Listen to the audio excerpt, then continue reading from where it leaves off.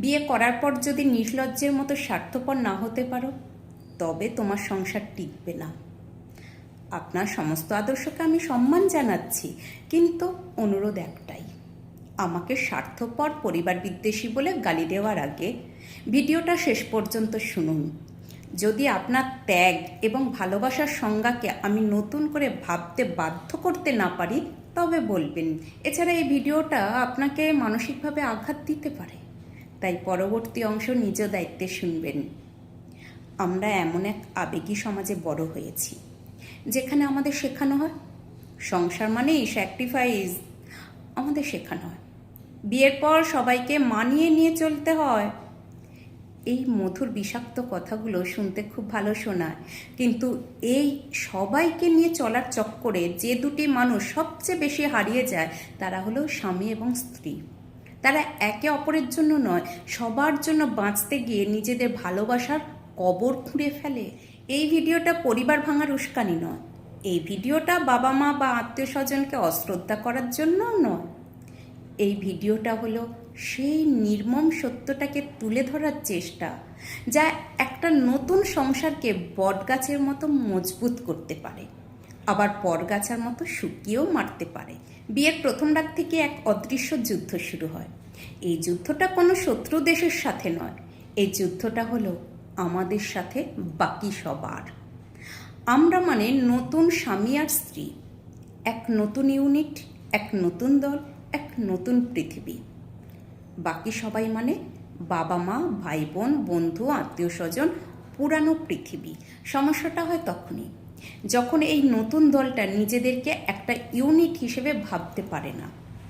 যখন স্বামী ভাবে আগে আমি আমার মায়ের ছেলে, তারপর তোর স্বামী, আর স্ত্রী ভাবে আগে আমি আমার বাবার মেয়ে, তারপর তোমার বউ।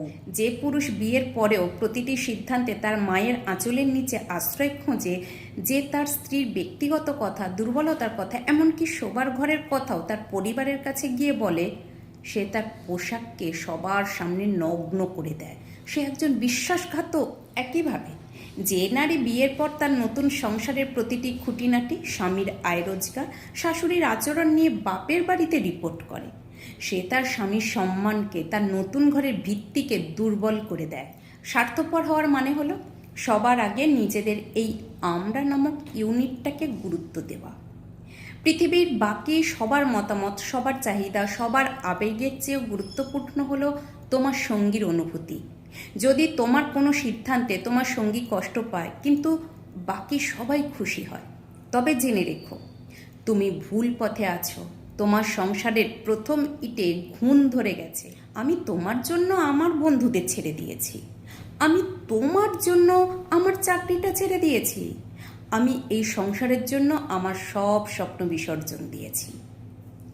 এই কথাগুলো শুনতে খুব মহৎ শোনায়, তাই না? এগুলো আসলে মহৎ নয়, এগুলো হলো একে অপরকে দেওয়া মানসিক অত্যাচারের বিষাক্ত চাকু। আর যে সঙ্গী ত্যাগ করছে সে কাল তার প্রতিদান চাইবেই। সে সারা জীবন অন্যজনকে এই ত্যাগের খোঁটা দিয়ে যাবে। একজন বুদ্ধিমান এবং স্বার্থপর দম্পতি একে অপরের জন্য ত্যাগ করে না, তারা একে অপরের জন্য স্বপ্নের জায়গা তৈরি করে দেয়। স্বার্থপর স্বামী তার স্ত্রীকে বলবে না, আমার মায়ের সেবা করার জন্য তোমার চাকরি করার দরকার নেই, বরং সে বলবে, চলো আমরা এমন একটা উপায় বের করি যাতে তুমি তোমার স্বপ্ন পূরণ করতে পারো, আবার আমরা সংসারটাও সামলাতে পারি। স্বার্থপর স্ত্রী তার স্বামীকে বলবে না, বন্ধুদের সাথে আড্ডা না দিয়ে আমাকে সময় দাও, বরং সে বলবে, তোমার বন্ধুদের জন্যও সময় দরকার, কিন্তু আমাদের দুজনের জন্য একটা কোয়ালিটি টাইম নির্দিষ্ট থাকতে হবে, যে সময়ে ফোন বা অন্য কোনো কিছুর অস্তিত্ব থাকবে না। যখন তুমি তোমার সঙ্গীর স্বপ্নকে, তার ব্যক্তিগত সত্তাকে সম্মান না করে তাকে শুধু তোমার সংসারের জন্য ত্যাগ করতে বাধ্য করো, তখন তুমি আসলে তাকে তিলে তিলে খুন করছো। একদিন সেই মৃতপ্রায় মানুষটাই তোমার সংসার থেকে পালিয়ে বাঁচার পথ খুঁজবে। বিয়ের পর টাকা পয়সা নিয়ে যে দম্পতি পুরোপুরি স্বার্থপর হতে পারে না, তাদের সম্পর্ক নরকে পরিণত হতে বাধ্য। স্বার্থপর হওয়ার মানে কি? এর মানে হলো বিয়ের পর তোমাদের দুজনের আয় একটাই, যৌথ আয়। সেটা আর আমার টাকা বা তোমার টাকা নয়, সেটা আমাদের টাকা। যে স্বামী তার আয়ের হিসাব স্ত্রীকে দেয় না, খরচের জন্য স্ত্রীর হাতে টাকা তুলে দেওয়ার সময় এমন ভাব করে যেন সে ভিক্ষা দিচ্ছে, সে আসলে তার স্ত্রীকে সম্মান করে না। সে তাকে একজন জীবনসঙ্গী নয়, একজন নির্ভরশীল কর্মচারী মনে করে। আর যে স্ত্রী নিজের আয় লুকিয়ে রাখে, স্বামীর সংসারের খরচে অংশগ্রহণ না করে নিজের টাকা শুধু বাপের বাড়ির জন্য বা নিজের ব্যক্তিগত শখের জন্য খরচ করে, সেও সেই সংসারের প্রতি সৎ নয়। আমাদের টাকা থেকে প্রথমে আমাদের সংসারের চাহিদা পূরণ হবে, তারপর আমাদের ভবিষ্যতের জন্য সঞ্চয় হবে। এরপর যদি কিছু বাঁচে তবেই সেটা দিয়ে নিজ নিজ পরিবারের জন্য কিছু করা যেতে পারে। যে দম্পতি এই নিয়ম মানে না, তাদের মধ্যে টাকার বিষয় নিয়ে যে অবিশ্বাস আর দূরত্বের জন্ম হয় তার কোনো দিনও ঘোচে না। স্বার্থপর হও, আগে নিজেদের আর্থিক ভিত্তিকে মজবুত করো, কারণ তোমার বিপদের দিনে তোমার বাবা মা বা ভাই বোন হয়তো সহানুভূতি দেখাবে, কিন্তু তোমার পাশে থেকে লড়াইটা তোমার জীবনসঙ্গীকেই করতে হবে। প্রত্যেক মানুষের ভেতরে একটা ভালোবাসার টাঙ্ক থাকে। যখন সেই টাঙ্কটা ভর্তি থাকে তখন সে পৃথিবীর সবাইকে ভালোবাসা বিলিয়ে দিতে পারে, কিন্তু যখন টাঙ্কটা খালি হয়ে যায় তখন সে দেবেটা কি?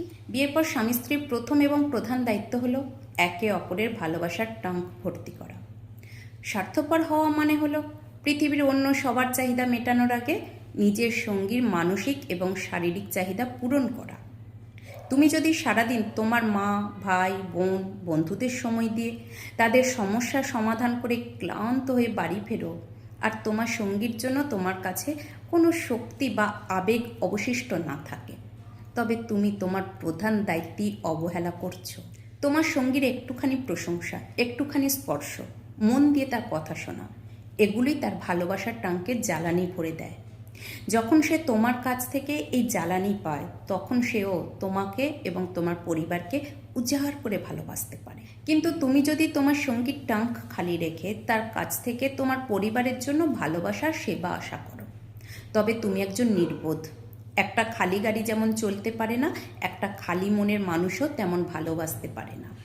সমাজ তোমাকে স্বার্থপর বলবে, আত্মীয় স্বজন তোমাকে বউয়ের গোলাম বা সংসার ভোলা মেয়ে বলে গালি দেবে, কিন্তু দিন শেষে যখন তুমি তোমার সঙ্গীর হাত ধরে শান্তিতে ঘুমাতে যাবে, যখন তোমরা দুজন মিলে নিজেদের ছোট ছোট স্বপ্ন পূরণ করবে, যখন তোমরা একে অপরের সবচেয়ে বড় শক্তি হয়ে উঠবে, তখন তুমি বুঝবে এই স্বার্থপরতা কতটা জরুরি ছিল।